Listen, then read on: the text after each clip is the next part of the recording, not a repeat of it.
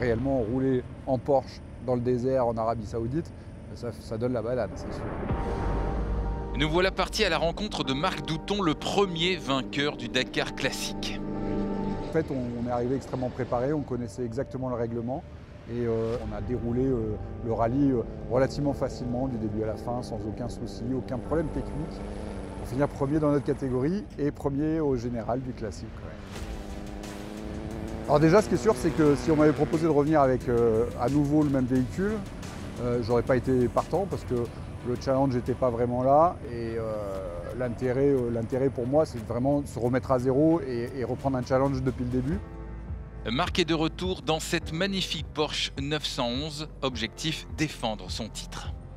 Ça a mis du temps à se déclencher. Jérémy a voulu préparer une 911 et finalement elle s'avère idéale. Parfaite, on verra à la fin de la course, mais idéale pour le moment, c'est sûr. On l'a relativement peu testé, on a fait 2-3 jours de roulage en France. Même si on l'a développée pour qu'elle ressemble énormément dans la conduite à un buggy, enfin, on a toujours quelques doutes et au final elle s'avère vraiment efficace dans le sable, donc ce qui est plutôt une bonne nouvelle. Cette année, le plateau est beaucoup plus relevé que l'année dernière en termes de qualité des véhicules et en termes de structure, c'est-à-dire qu'on voit des grosses structures arriver. Cependant, une chose primordiale, c'est que la régularité, il faut un véhicule avec des capacités minimum.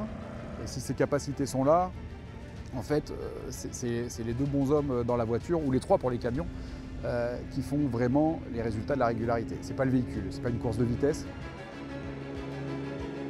On n'est sincèrement pas là pour viser pour avoir des objectifs de podium.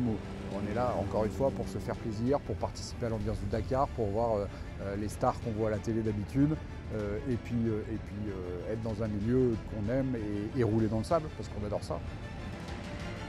Après les 3 premières étapes, Marc et Jérémy sont 7e du classement général.